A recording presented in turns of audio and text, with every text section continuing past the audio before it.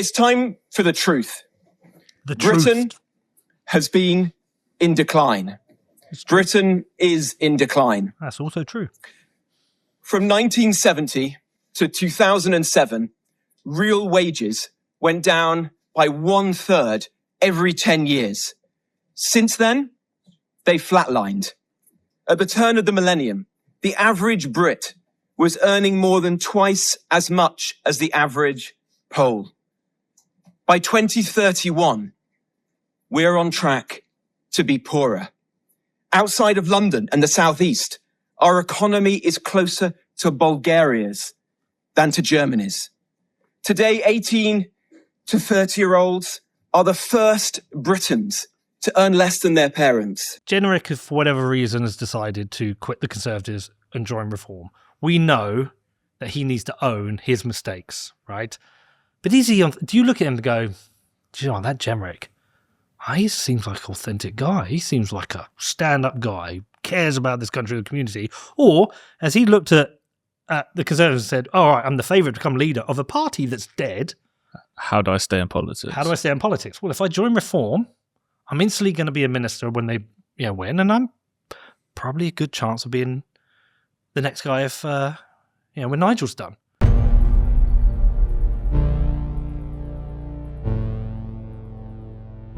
Hello, welcome to PMQs. Hope you're doing well. I'm your host, Peter McCormack. I've got your boy, the Radical, Connor. How you doing, boy? I'm good. You got to stop calling me that. You could dress up a bit for the show. Look a bit casual. I'm not 45, mate. I wish I was 45.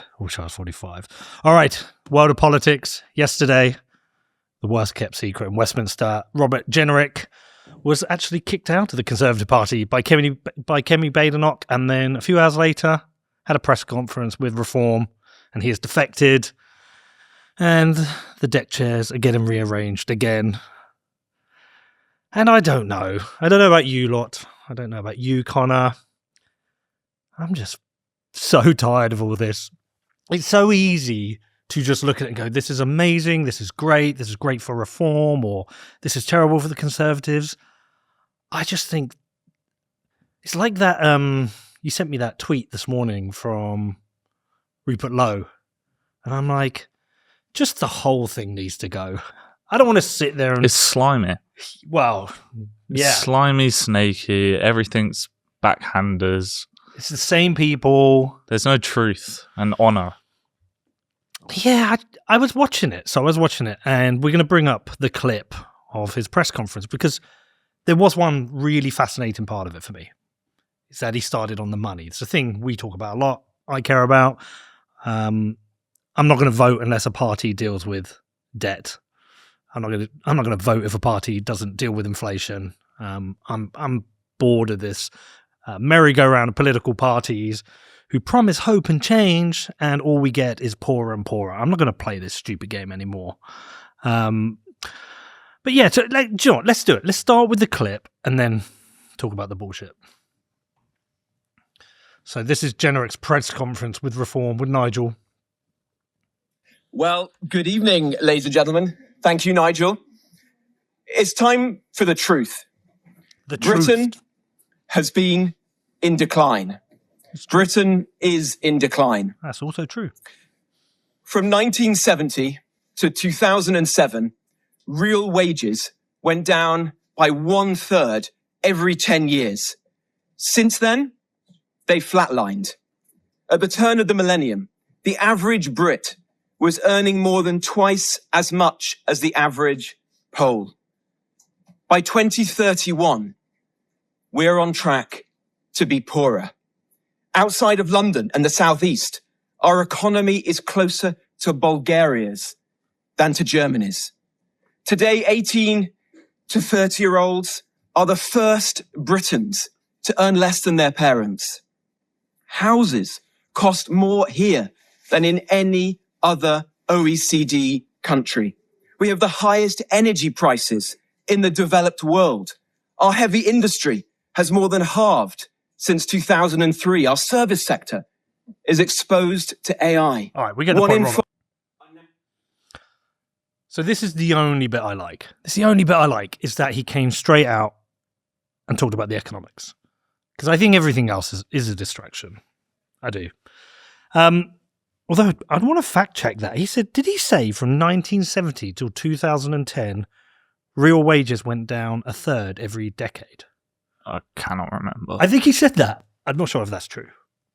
I'm not sure. I'd like to check that. But I was thinking about it in two different ways. So the first way I was thinking about this was, okay, what's the positive here? This is a guy who was tipped to be the next leader of the Conservatives when eventually CCHQ gives up on Kemi Badenoch. He's the favourite to be the leader.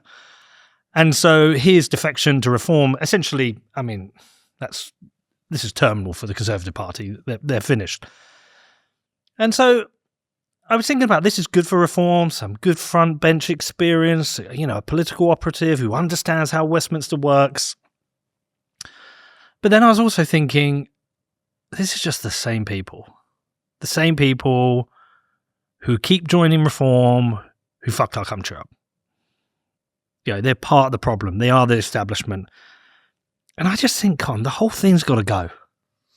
It frustrates me because I think the majority of people that have gone to reform didn't go for there to just be another Conservative Party. No one wants defections. We wanted new, unique people who have never been in politics before, with a little bit of something about them, some business experience or something like that. People don't want defections. They want someone like you.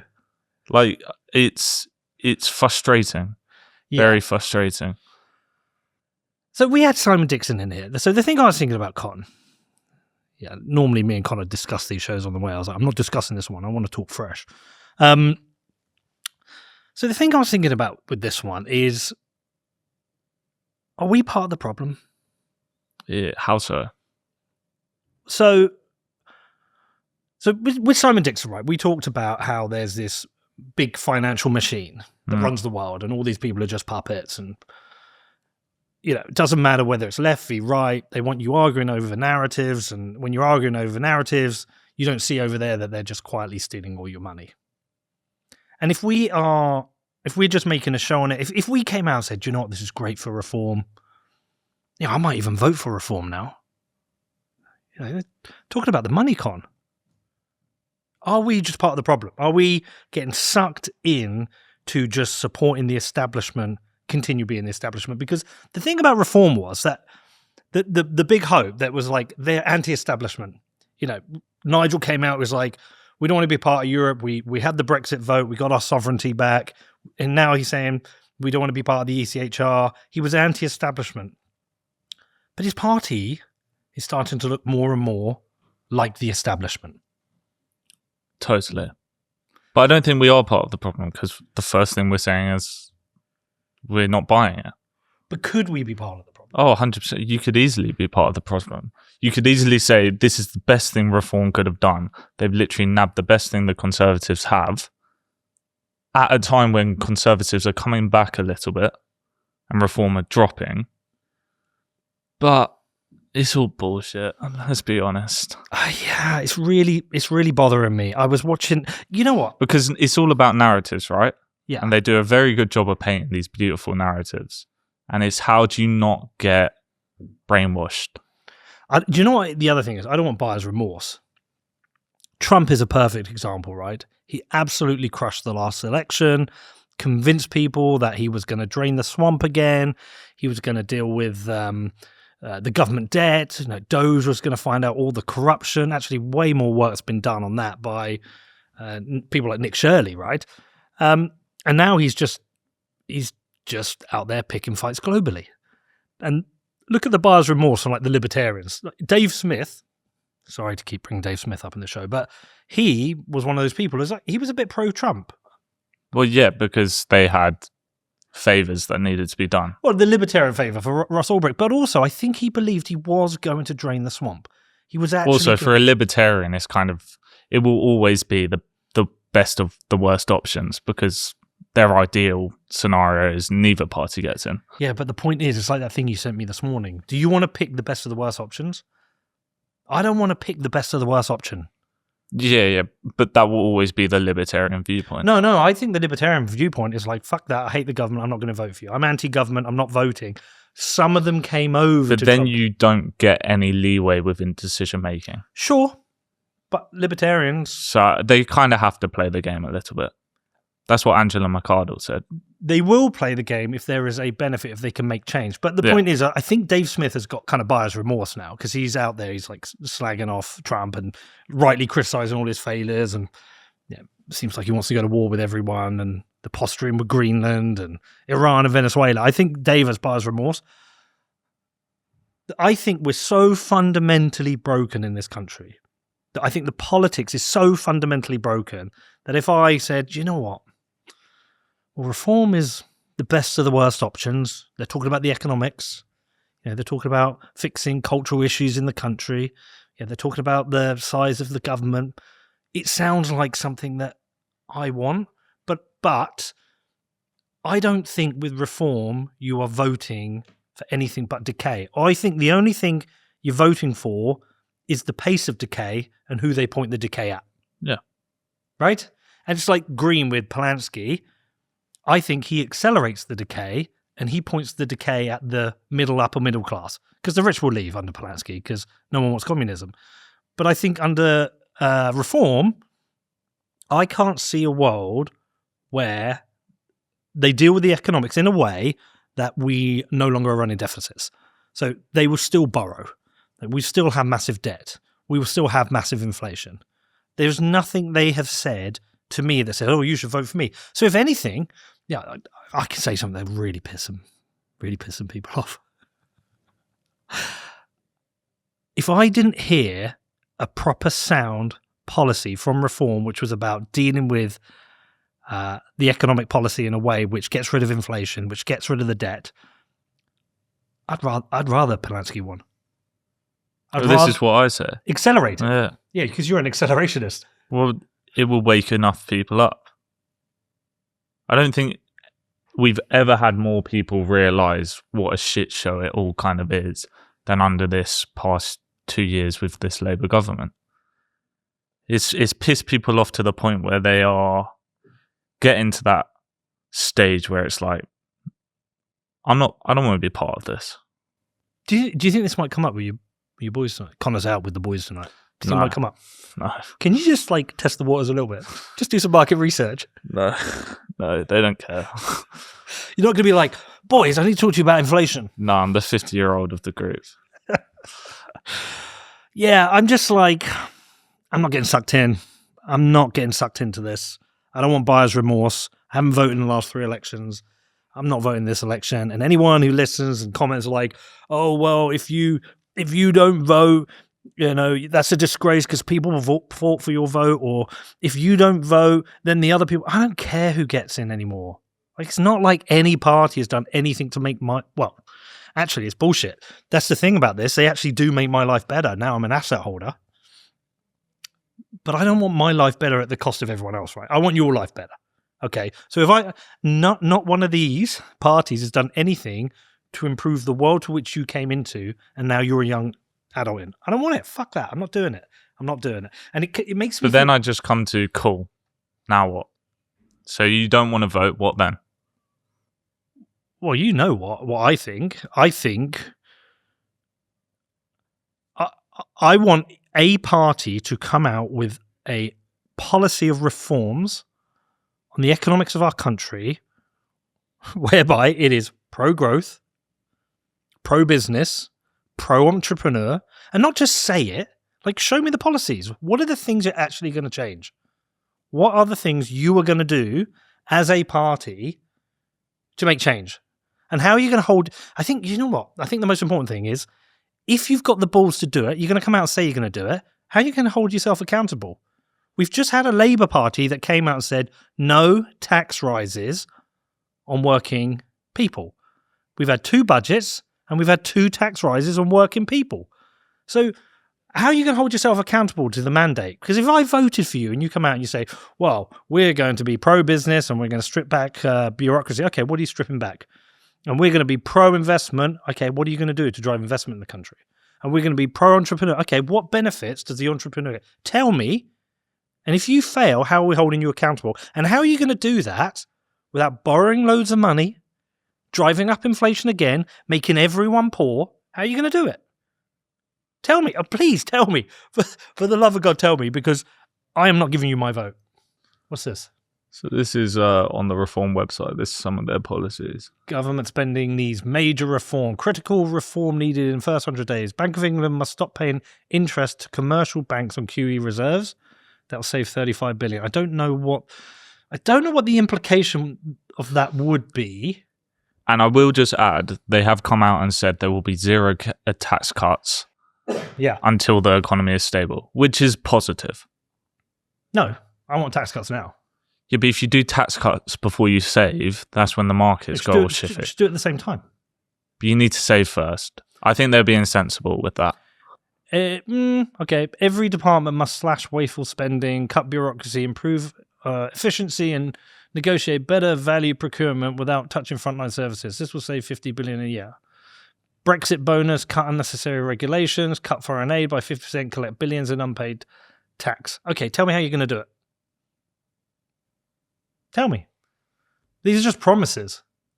Yeah, of course, but then it's like, how can you ever... How are you going to make yourself accountable? Until they're in power, you're never going to see if they do it or not. How are you going to make yourself accountable? So that's a good point. I like that one. Yeah. How you can say, when you say you're going to do this and we get to your first budget, are we going to see any tax increases? So at that stage, if nothing had been done, would you like them to step down? I don't know. Do you tell me how they make You tell me. You're the voter. You're the one saying you're not going to vote at the minute. This show is brought to you by my lead sponsor, Iron, the AI cloud for the next big thing. Iron builds and operates next-generation data centers and delivers cutting-edge GPU infrastructure, all powered by renewable energy. Now, if you need access to scalable GPU clusters or are simply curious about who is powering the future of AI, check out iron.com to learn more, which is IREN.com. I mean, I would like it. I think every political party should put forward their budget plan ahead of the election. So you can look side by side. You know, this is what we're going to do as reform. This is what the tax receipts this is how we're going to spend money. And this is how much we expect to borrow. I'm the Green Party, Zach Polanski. This is how much I'm going to, borrow, and this is what I expect to do. I think everyone should put forward their budget. So when you vote based on what they say they're going to do. Sure. And no, bear with me. You asked. Okay. You come to your first budget. Okay. If you've materially not delivered, if you borrow 1 penny more than you said you were going to do in your budget, if you raise 1 tax more than you said you're going to do, referendum, new election. I don't care. Okay. That makes you accountable. Oh, 100%. But I would just like to put it in personal terms. Our football club, we do a budget at the start of the year. How often by the end of the year is that budget the same? Doesn't matter. It's my money. It's our football club's money. We've got our savings that we can use. Country doesn't have any savings. But there are always going to be things that come up. But if it be financial crises, something like a virus. All right, I've got a great answer for you. Okay, first one. We're a private enterprise. That is our money. We choose to spend it how we want. This is public money. This is our money. Okay? If the football club fails and we need more money, I don't go to the football club next door or someone else and put my hand in the pocket and go, yeah, I've made a mistake at the football club. I'm just going to take some of your money. Yeah, I got my budgets wrong. I screwed up. I don't do that. I have to go and either borrow it or inject my own money and my own risk. So I just wonder if it's really hard to be that future. I think if you make promises, you don't make the promises if you don't think you can keep them. Like if you want to run the country, you should surround yourself with people good enough to make these predictions, go into the budgets, go into what's been spent, go into where we're spending money, put a team together and say, here you go, here's our budget. And if you can't keep to that, it's a referendum. And you might say, oh, there's a crisis. The government needs to borrow money. I don't know what crisis there is. There's an earthquake. We've got to rebuild the country. Well, you go for a referendum, people might go, well, yeah, okay. I agree with that because there's a crisis.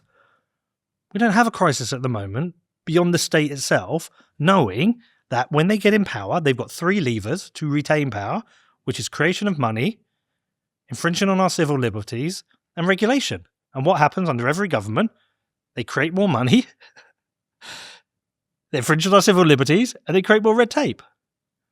So I'm like, be accountable. Give us Swiss-style referendum. When you look at our debt, Hmm. do you think you can actually unwind that? Yes. Was it you that told me recently, like, if we saved 100 billion a year, it would still like take a shit ton amount of time to? You wouldn't. Yeah. We're paying more of that in debt interest. Debt interest now, I think, is about 110 billion a year. There was something you told me about, like, it would take like 130 years just to get back to. No, you wouldn't even that. So debt interest a year under Rachel Reeves, I think it's gone up from 95 billion to 110 billion. My numbers might be slightly out, but it's about 110 billion a year on debt interest. So if we pay 110 billion off, we're standing still. We're going to pay 120 billion to pay 10 billion off, and that's not enough. But if we start paying it off, at least we're in the right direction. But where is the plan to pay enough? I guarantee you this.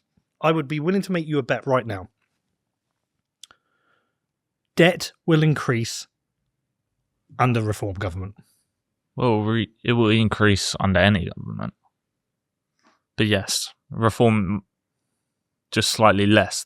Yeah, it's a pace of change and who they point at. But this is like, it seems like such a long road ahead trying to pay that debt off. Yeah. And it's 3 trillion. Exactly. It's like, are we not better just cutting our losses and starting over? Whoa, no. You're talking about default on it. If you default on the debt, you'll have the currency will crash. People's lives will be materially destroyed. I know what you're saying. Go and look at other countries that have done that. It is not good. Go and look what's happening in Egypt, or look what happened in Malawi, all the places. No, we don't want to do that. We bring in over $1 trillion a year. Okay, 1.1 trillion a year. We can start paying off our debt. Plus, we can grow our economy. But we have to make really tough choices. You and I have choices. Do we stay in this country? Yeah. Yeah, we have a choice. Well, I would happily stay in this country, pay more tax. I'd happily become an MP. I'd happily take one for the team and go and become part of something where there is a direct plan to restore this country to what it should be. Okay, I would happily be part of that. But we have to deal with this debt. And I think under Reform, do you know about how the money comes into the system? What money? So the way it works is the government decides what it wants to spend money on. Okay. They spend it first. When there's a shortfall, they borrow that money and they use taxes to control the consequences. It's not like when you get paid at the end of the month and you're like, you pay your rent and you pay for your car. Which I paid now. Yeah, 4 months late.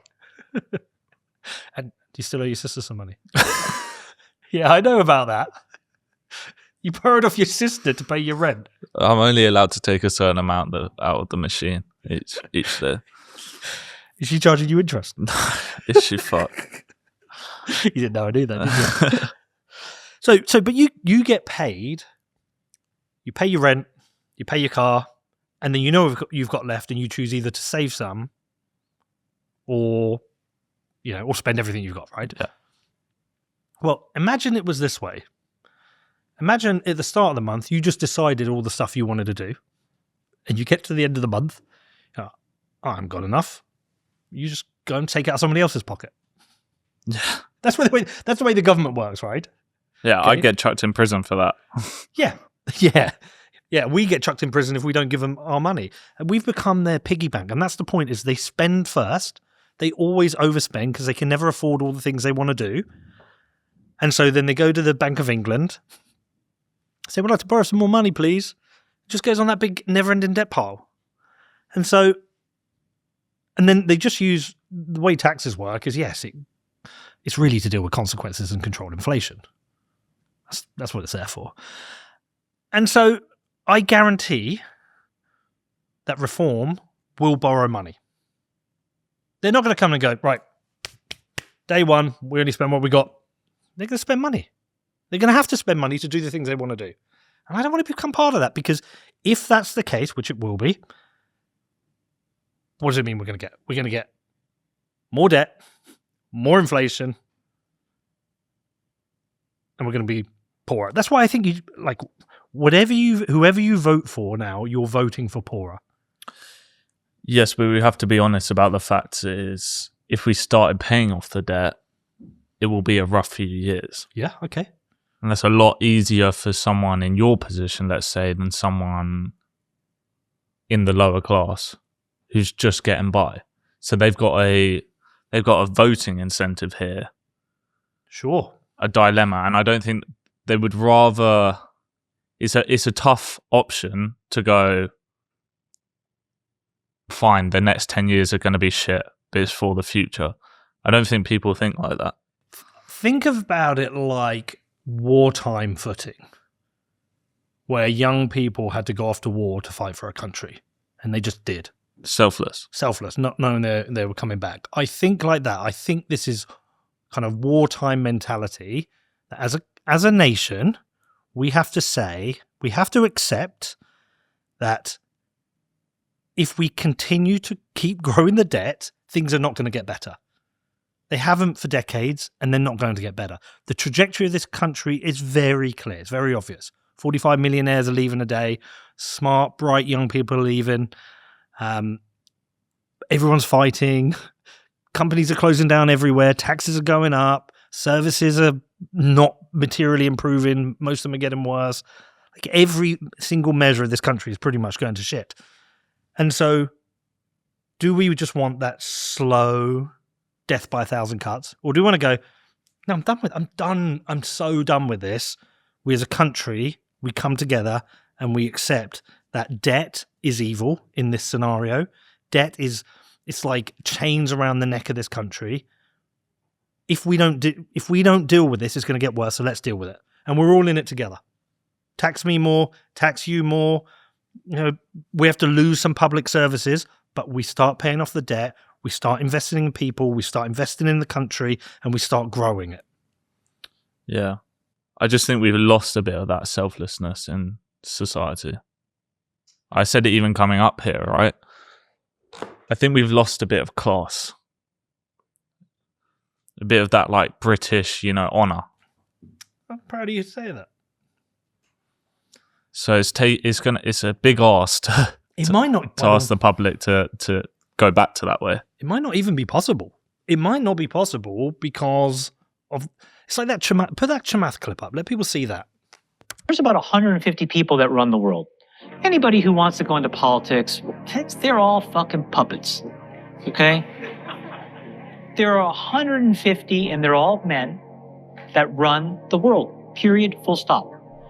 They control most of the important assets. They control the money flows. And these are not the tech entrepreneurs. Now, they are going to get rolled over the next 5 to 10 years by the people that are really underneath pulling the strings.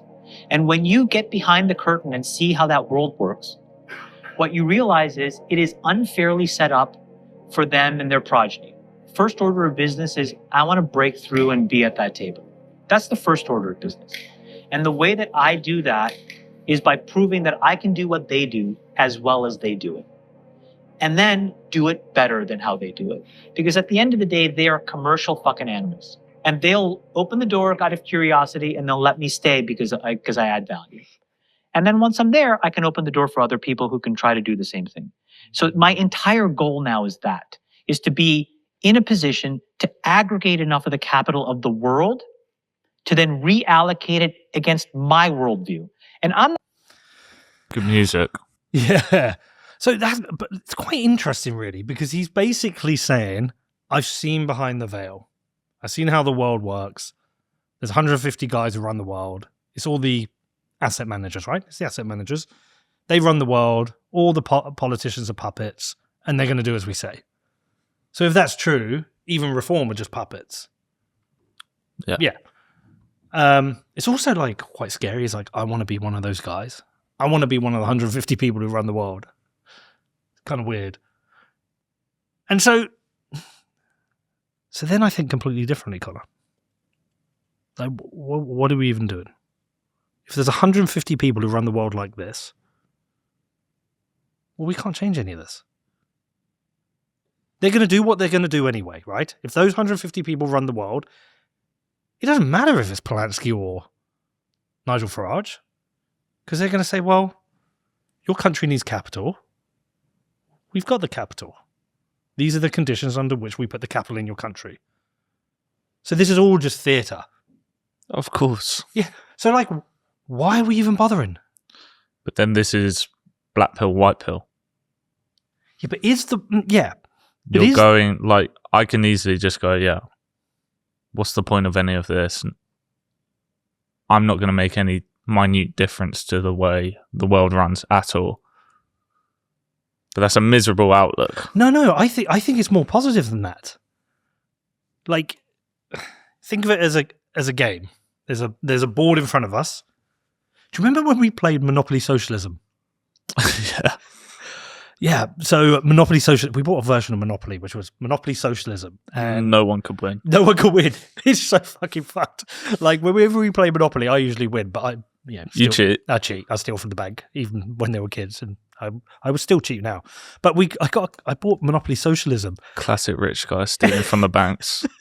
Yeah, I'm the Chamath of Monopoly. But Monopoly Socialism is brilliant because you play it and it's just basically imagine Zach Polanski made all the rules. So I don't know, Connor stays at Mayfair and he just gets to stay for free. And there's a few protests outside the hotel, but you get to stay for free. But you can't win. Basically, you can't win the game because the money just keeps going round and round and round. And the thing about a game that you can't win, what should you really do? Stop playing. Stop playing. Just flip the board and stop playing. And so maybe the white pill is, maybe, I'm not saying it is, but maybe the white pill's gone. I'm just not going to play. I'm not going to play this fucking game anymore. But when the game is life, how do you stop playing life? Well, no, you just play the life you want to play. Think of the life they want us to play. It comes back to not... So it's the rat race. Yeah. We've seen it. You come in and, that... rude bitch. Go to school, get your A's, go to uni, get a job in a box, buy a box. It's worse than that. Go to uni, get the debt. Yeah. So you're now part of the system. You've got the debt. You start paying that debt off, but you need to get a house. You get that debt. You need the car. You get that debt. And all you are doing is fueling the debt-based system. You are a cog in that debt-based system. And so maybe the white pill is to go, okay, what can I do to get out of this? And what life do I get? Yes, I'm not saying you can't work. I'm not saying you can't have no debt. But when you buy a car, what are you really doing? Are you buying the exact car you want? Or is any part of that the car the world sees you drive? You tell me you've got the car. You know what I mean? You know what I'm saying? Did it make you feel better about yourself? Yeah, it's pretty cool for a few. Exactly. But I'm not bothered about the upgrade that's coming. Yeah. I feel a bit empty about that. Okay. It's like once you've reached that point, you can't. Connor, it's the journey, right? Connor, can we talk about your Christmas present? No, not really. Can we talk about your Christmas present? No. Come on. I think it's important. No, because I've already come to terms with the fact I hate it. You're wearing it. Yeah, I know. I think it's so important. I think one of my friends keeps telling me to read René Girard. I haven't yet. And there was another video of Chamath talking about René Girard. And he talks about all these desires we have. Okay. And the desires tend to put you in competition with others and then puts you in conflict. Okay. So in a normal, say, work environment, say we're in a big office, you want the car, you want the house, you want the Hugo Boss suit or the, I don't know, Tom Ford suit and all that shit you want, right? There's a guy next to you and another girl there and they're all going for the same job. And you're actually competing with each other for those thin desires and there's a bit of resentment that comes between you. And maybe politics is just mass resentment for these thin desires we all really want. That's why when you watched it yesterday, okay, so Jenrick, for whatever reason, has decided to quit the Conservatives and join Reform. We know that he needs to own his mistakes, right? But do you look at him and go, do you know, that Jenrick, he seems like an authentic guy. He seems like a stand-up guy, cares about this country and the community. Or, as he looked at the Conservatives and said, all right, I'm the favourite to become leader of a party that's dead. How do I stay in politics? How do I stay in politics? Well, if I join Reform, I'm instantly going to be a minister when they win, and I'm probably a good chance of being the next guy if when Nigel's done. I'm more likely to become Prime Minister under Reform than I am the Conservatives. I mean, I don't blame him for making that selfish move, but do I think he thinks of the country? What's he going first? Is he personal career goals or country? It's personal. Yeah, selfish. So I don't blame him for it. I don't trust him for it. I don't blame him. I just wonder though, does the society we've built push you to become more selfish? Because you have to think about yourself because no one else will.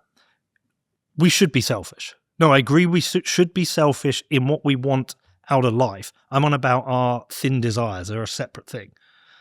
Have we created a society that gets us to chase for the wrong things? So let me come back to that point on the politics. So he joins the party. Nigel Farage has called him a fraud.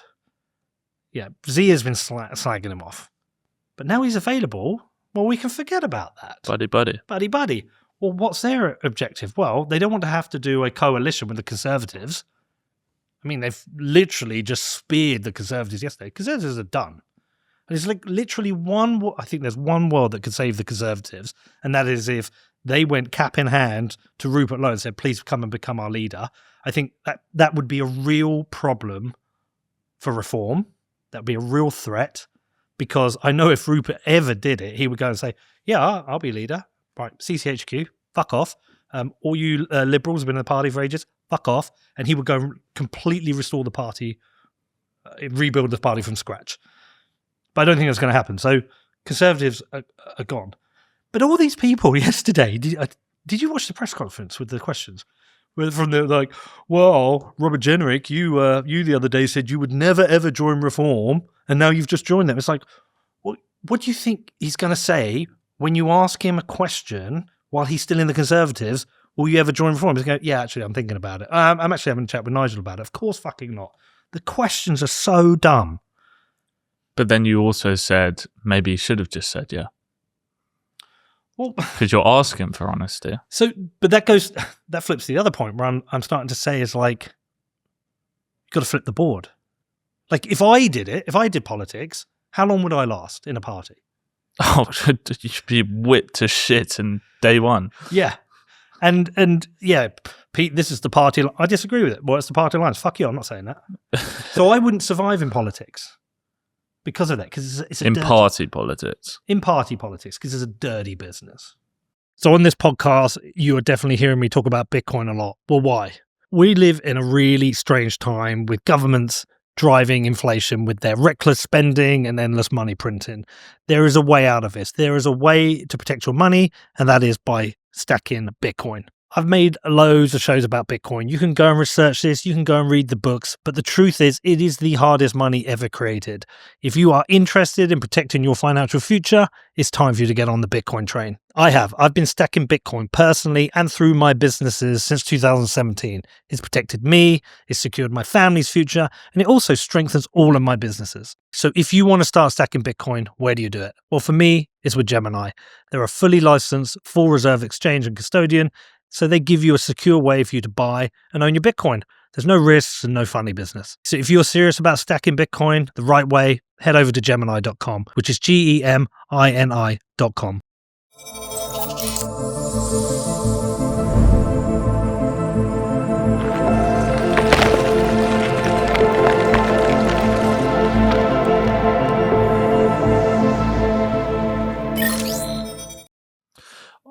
Flipping the board. Yes. I always come back to Steve. He's got 3 kids. He works on the site. And he's just got to put food on the table. He cannot flip that board. Nope. You can flip parts of the board. What choices does he have? Listen, if you're trapped, if you're economically trapped, then I understand why you will vote reform. I totally get it. They're telling you a story you want to hear. Or if you're emotionally and psychologically trapped, I understand why you vote Zach Polanski. He's telling you what you want to hear. I just think a lot of us who can need to flip the fucking board.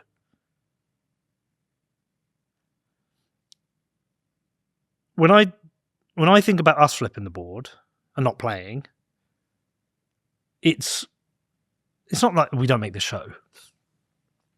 We just don't support any party unless they deal with the things that we think are most important, which is burn the whole fucking thing down, get rid of all of them. They're all fucking useless. They've all got to go. But then I just come to... No, bear with me. Unless the 150 guys say you can burn it down, it will never be burned down. Nothing stops the train. It still goes forward. Well, I need to see fully behind the veil and see what that means. But maybe that is possible. Or maybe there's a part way that's possible, the Malay way. But I think enough people... What's happening in Iran is people flip the board and said, we're not playing this anymore. Fuck the mullahs, we're not playing this anymore. They flip the board, right? And every time there's a revolution, it's when people flip the board. So I just think you need to have enough people to flip the board and say, I'm not playing this stupid game anymore. They're going to play it in the next election. They're going to vote for reform. Reform are going to win. Okay? I want to be the guy who, when at their first budget, if they failed, I can go, I told you so. And when it comes to the next election and they have failed and we have got materially poorer, I can go, I told you so. I hope I'm wrong. Like, this is one where I don't want to be right. I just think I will be right. And therefore I want to go, I told you so. And then enough people flip the board. There's still a deep-rooted problem, though. Go on. Venezuela, Iran, flip the board. But there is still a question of what comes next. And how it doesn't end up just becoming another version of the same thing within that self. This guy. I come next. All right, not me. Look, my view... So Iran gets democracy. And then corruption creeps in. Iran isn't going to get democracy. The mullahs aren't going to go. I can't see there being a deal. Venezuela isn't going to get democracy yet. It might do. So what has flipping the board actually done? So I don't think you actually know what I mean by flip the board right now here in this country. Flip the board is no longer playing the game. Sure, but you used Iran as an example. No, I'm just saying there's other people who flip the board. Yeah. What I mean by flip the board in this country is, okay, how do I not play the game? Right, no more debt. Can't do that with the house. Can't pay off the mortgage, so I keep the mortgage. Went to look at a car the other day. If I'd have upgraded that car, it would have been part debt. No, I'm not upgrading the car. My only debt is the mortgage. That's it. That's the only one I'm going to have. Okay, well, what else can I do? Well, I can buy Bitcoin. It's the only part of the financial system that isn't like I can transact with you freely, and it's a defense against inflation. I can go to the farmer's market or go to the farm and buy my meat and my veg direct. Don't go to fucking Sainsbury's. Stop buying coffees at Starbucks. Like, stop buying from those that benefit from where the 150 guys put their money. And just, I can be the penguin. But Steve still has debt on his house, still probably has debt on his car, still has no money at the end of the month to buy Bitcoin, still has to shop at Aldi because that's where the cheapest food is. He doesn't have the luxury of being able to go to the butchers and pay for the meat there. Most people have some small amount of money they can put into Bitcoin. Not everyone, but some people will. Steve might have to give up a pint here or something there and just do that. But what am I meant to do? Is when I say this, are you saying I'm meant to save everyone else? No, I want to be realistic about it. We're in the luxury position. I think flipping the board is a luxury position. Yeah. But we might have to become like Argentina was to get the leader we need. Steve is stuck on the board. So then we're pro-green. Oh, I don't want to vote for Zach Polanski. Guy's a moron. Do you know what I want? I would love there to be a party whereby, if we think locally in Bedford, right, that a party is a decentralized network of local parties. So in Bedford, we would build the Bedford First, and if I don't know what other North Beds would be North Beds First, and Clacton would be Clacton First, and Hull would be Hull First. And locally, you would get people, and their entire job is to focus on their local community and have as little interference from central government as possible. But you would have a central party which does the work in central government. I would love that. I would love to flip the incentives. It's kind of like what Rupert Lowe... I mean, Rupert Lowe has a town first party now because he's a one-seat party. Well, what about a network of Rupert Lowe's across the country who run the country for the people? I'd love that. I would support that. That would be flipping the board for me. Yeah, I don't mind that idea. Because I just think, what are we doing, man? I think of you. What? Yeah, you've come on. You're on this show now. You're part of it. You got a mic and a camera and some fans. More fans. Yeah, they like you more, fuckers. But what is this doing for you?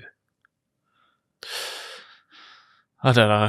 I mean, you had the conversation with me the other day, like actually just asking, is it too much? Because I think once your eyes are opened, Once you've taken the red pill, very hard to get past that. Yeah. With a lot of like just the daily going about your life. And it is hard because I don't know, when I get strung up on that 150 people, it's like, what's the point? Well, maybe the white pill is this, Con. Maybe the white pill is going, what do I actually need in life? What do I actually, not what does my ego need, or what perception do I want the world to have? Like, what are the moments I'm happy? I know with me, I take your sister to school. You and I go and play tennis. Yesterday, we got frozen cryogenically. Last Sunday, when I cooked a roast, we just hung out. Like, they're the moments I really enjoy. When we go and play tennis. You know, driving a fancy car around town, people go, oh, he's got a fancy car. That doesn't actually do anything. That's a thin moment. The thick moments are those real moments. Or I don't know. I still just come back to these are like, forget about the car, tennis, freezing yourself in a cryo chamber. They are still luxury things. Sure. And I just come back to the reality of 70-80% won't be able to get out. And they do have to play the rat race because this is the system we are born into. And unless you play that system enough, where you make enough money to be able to get out, it's like monopoly communism. If you make enough money to be one of the oligarchs, then you can flip the board. But until then, you still got to play because you still need to eat. I'm not denying that at all. But I think not everyone is broken poor. And how many people are contributing to this because of what they think the world needs, the way they want the world to look at them? Like, how much do we do it? How much do other people do it? Oh, a shit ton. Yeah. I mean, we've both been to Africa. These are very poor countries. I saw way more happiness there than I do currently in the UK. Yeah. And they've got very little, but it's family-based, community-based, culture-based. Malawi is one of the most impoverished countries in the world, and I saw kids walking to school, playing around, joking, happy, in the street. One of the guys said, he said, we're impoverished here, but we're not unhappy. We're just impoverished. Yeah. Yeah. But it's a lot easier to not care about your cars and your houses and your Louis Vuitton when you're in the middle of Malawi than it is when you're in London and you're surrounded by it.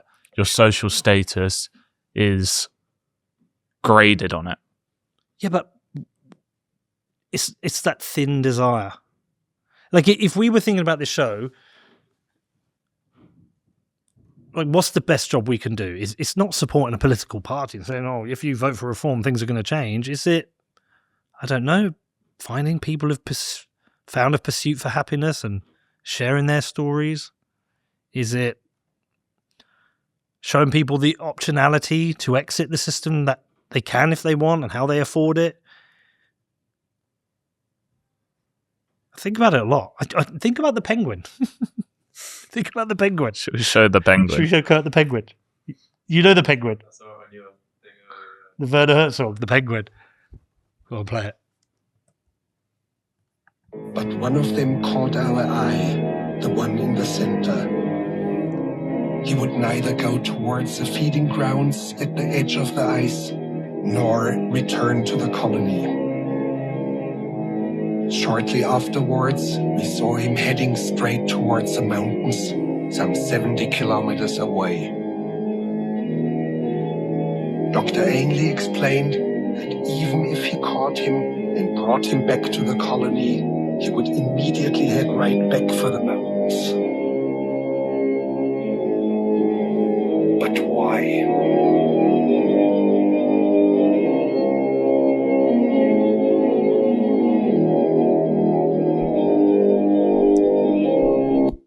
I think it's like the courage to go, fuck this. Yeah, but then I put it to you, it's like the penguin dies. Sure.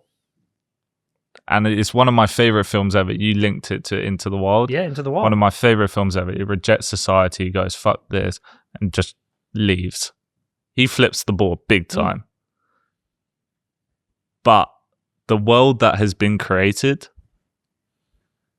flipping the boards, I think you die. Maybe the white pill is just not caring anymore. It's not going on Twitter and ratioing Keir Starmer and calling some Labour MP a moron. Maybe it's just going, I don't care anymore. You can't affect me anymore. One, I don't believe what you say. And two, when you say it, I don't care. None of it matters. You can't win me. You can't win me over because what you're saying isn't enough. Don't take a seat at the circus. Yeah. I like that. Yeah. It's like a more stoic position. I don't fucking care. Okay. Robert Jenrick's now part of reform. We're going to deal with this. Yeah, I don't care. I don't believe you. You've lied before. You didn't do fuck all when you're in the Conservatives. Oh, what, now I trust you? I don't trust you. It's given enough people the courage to go, I don't care. I don't believe you. I don't trust you anymore. Because otherwise, what will happen is it will be another election, existential crisis. If we do not vote for reform, this is the last. I mean, have you heard this? This is the last chance the country's got. Yeah, it's the last chance the country's got. You got to vote for reform. And what's Zach Palancy saying? It's the last chance we've got. You can't let these reform races in. I don't want to play your game anymore. I don't want to play your game. But we'll see you next week for a political conversation. Fuck's sake.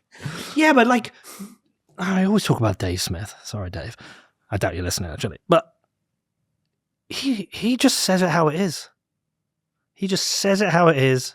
And he's like, this is all the bullshit that was said this week by Ben Shapiro. This is the bullshit said by Trump. This is all the bullshit. But I don't mind calling out the bullshit. I just get a more honest nation. Let's just be transparent. Let's honest. I don't know, man. Anyway, thank you all. If you've listened all the way through, usually we have a set of notes, and today we just came and spoke. It was good. It was unplanned, unscripted. Right, have a lovely weekend. Love you all. Let me know what you think. Peace out.